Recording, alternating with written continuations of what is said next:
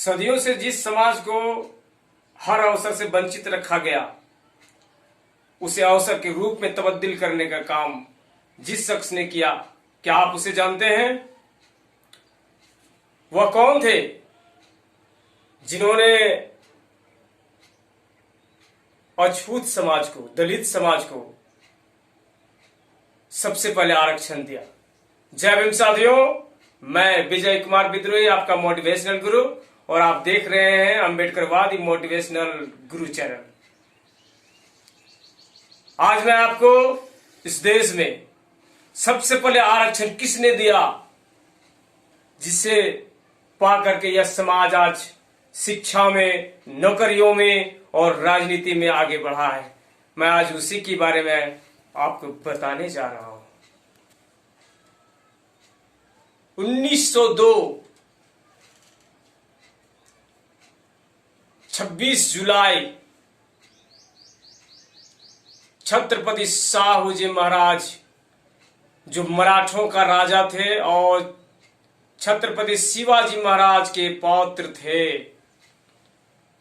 उन्होंने कोल्हापुर में एक बहुत बड़ा जनसभा किया और उस जनसभा में उन्होंने घोषणा किया कि मैं अपने स्टेट में, कोल्हापुर में, सदियों से जो अवसर से वंचित समाज है, जिसे न नौकरियों में कभी जगह मिला और न ही उच्च पदों पर जाने का मौका मिला, मैं उसे अपने राज्य में 50% आरक्षण देने की घोषणा करता हूं। यह घोषणा भारतीय समाज में एक मैग्ना कार्टा था अधिकारों का।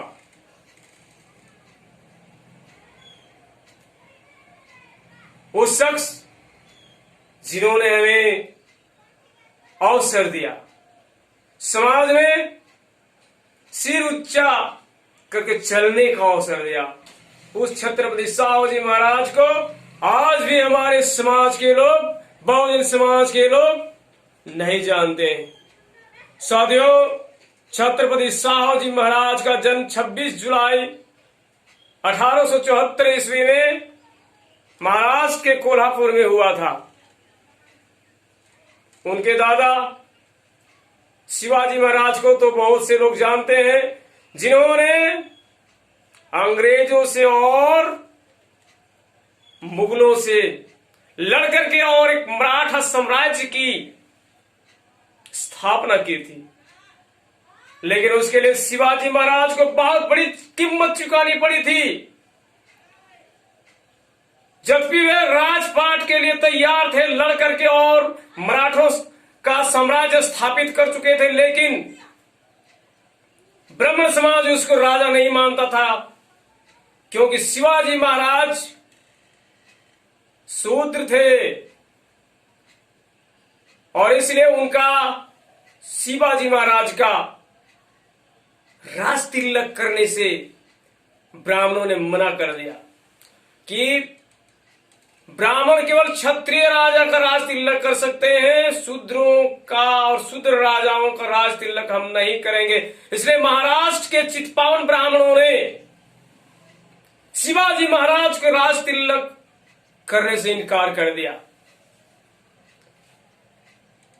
और उस प्रथा के अनुसार, उस समय की प्रथा जो प्रचलित थी, उसके अनुसार जब तक किसी भी राजा का राज तिलक विधिवत नहीं होता था, तो वह संपूर्ण राजा नहीं माना जाता था, वह दूसरों को दंड नहीं दे सकता था। इसलिए शिवाजी महाराज ने एक तरकीब निकाली। उन्होंने बनारस के एक ब्राह्मण गोगा भट्ट को अपने सैनिकों को लाने के लिए भेजा। गोगा भट्ट ने एक शर्त रखा कि मैं राज तिलक उसी शर्त पर करूंगा कि राजा जो है, राजा के वजन के बराबर मुझे सभी तरह की धातुएं दी जानी चाहिए। सोने, चांदी, तांबा, पीतल, जितनी राजा की वजन है उतनी वजन के हिसाब से मुझे सिक्के देनी चाहिए, तभी मैं राज तिलक करूंगा। शिवाजी महाराज ने इस बात को मान लिया और गोगा भट्ट को राज तिलक के लिए बुलाया गया गोगा भट्ट ने क्या किया? अपने पैर के बाएं अंगूठे से राज तिलक किया शिवाजी महाराज का। इतनी घोर अन्याय इस समाज के ऊपर हुआ है। शिवाजी महाराज ने भी आने वाले इतिहास में उनके पोते ने छत्रपति साहूजी महाराज ने यह दिखा दिया कि उस ब्राह्मणों के द्वारा किए गए अपमान का मैं बदला लेकर रहूंगा, और उन्होंने अपने राज्य में शूद्रों को आरक्षण दिया। केवल आरक्षण ही नहीं, उन्होंने घोषणा की कोई भी अछूत जो पढ़ना चाहते हैं उसके लिए मैं छात्रवृत्ति दे रहा हूं, और उसके लिए हॉस्टल की व्यवस्था, छात्रावास की भी व्यवस्था की। बहुत सारे स्कूलों की स्थापना कराया। और आज हम जानते हैं कि हमें बाबा साहब अंबेडकर को, चाहे वह कोलंबिया यूनिवर्सिटी में हो या लंदन में पढ़ाई का खर्चा छत्रपति साहूजी महाराज ने उठाया। यही नहीं, बाबा साहब का मूक नायक जो उन्होंने वंचित समाज के लिए एक पत्रिका निकालने की घोषणा की थी, और जो खर्चे के कमी के कारण नहीं निकाल पा रहे थे, छत्रपति साहूजी महाराज जैसे ही इस बात को समझे, उन्होंने तुरंत आर्थिक सहायता दी और मूक नायक अखबार का संपादन बाबा साहब अम्बेडकर करने लगे। और तो और छत्रपति साहूजी महाराज ने सबसे बड़ी क्रांतिकारी जो काम किया, यह उन्होंने अपने राजदरबार के सामने गंगू राम कामले नाम के एक अछूत से चाय की दुकान खुलवा दी, और घोषणा किया कि मेरे राज दरबार में प्रवेश करने वाले सभी लोग गंगू राम के दुकान की चाय पीकर ही जाएंगे। जो इस दुकान का चाय पीकर नहीं जाएंगे, मेरे राज दरबार में प्रवेश उसका निषेध होगा। और तब बहुत बड़ी हलचल मची उस राज्य में। ब्राह्मणों ने घोर विरोध किया कि ये छत्रपति साहूजी महाराज क्या कर रहे हैं, ये हमें धर्म को भ्रष्ट करना चाहते हैं, हम राज दरबार में जाकर के अपना धर्म भ्रष्ट नहीं करना चाहते हैं। उन्होंने शिवाजी महाराज को धमकी दी कि यदि यह घोषणा वापस नहीं लेते हैं तो हम राज दरबार का बहिष्कार करेंगे।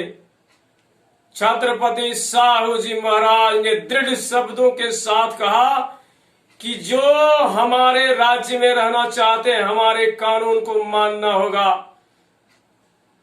मैं वैसे लोगों को राज दरबार से बर्खास्त कर दूंगा जो मेरे इस काम का विरोध करेगा। तब ब्राह्मणों ने समझा कि इस राजा को धमकी दे करके तैयार करना मुश्किल है, इसलिए उन्होंने समझौता किया और गंगूराम का चाय पीकर राज दरबार में जाने के लिए कबूल किया। इस तरह उन्होंने भारतीय परंपरागत समाज को सबसे बड़ी चुनौती के रूप में इन कार्यों को किया, और बाबा साहब को आगे बढ़ाने के लिए तन मन और धन से उनको सहयोग देते रहे। और 1920 में बहुत बड़ी कार्यक्रम, राष्ट्रव्यापी कार्यक्रम छत्रपति साहूजी महाराज ने कराया, और उन्होंने घोषणा किया कि आने वाले भविष्य में इस देश का सबसे बड़े विद्वान डॉक्टर अंबेडकर ही तुम्हारा अगला नेता होंगे। तुम इनके छत्र छाया में, इनकी अगुवाई में पूरे राज्य के लोगों को चलना है। मैं ये घोषणा करता हूं कि मेरा उत्तराधिकारी डॉक्टर भीमराव अंबेडकर होंगे। इस घोषणा ने उस समय पूरे भारत में हलचल मचा दी, और बाबा साहब को बड़े बड़े राजा महाराजा उन्हें शुभकामनाएं भेजने लगे, और तब बाबा साहब ने भी छत्रपति साहू जी महाराज के इस सपना को आगे बढ़ाते हुए उन्होंने भारत के संविधान को लिखने का काम किया और इस देश के अछूत समाज, वंचित समाज, बहुजन समाज को छत्रपति साहू जी महाराज के दिए आरक्षण के हिसाब से संविधान में भी आरक्षण के प्रावधान किया। इसलिए साथियों, हमें उस छत्रपति साहू जी महाराज को जन जन तक उनके उनके कारनामे को ले जाना ताकि समाज समझ सके कि आज वो आरक्षण का जो भोग कर रहे हैं, जो नौकरियों में बड़े बड़े पद हासिल कर रहे हैं, वो किनका देन है? वो छत्रपति साहू जी महाराज का देन है। तो बोले एक बार, छत्रपति साहू जी महाराज अमर रहे, अमर रहे, अमर रहे। जय भीम, नमो बुद्धाय।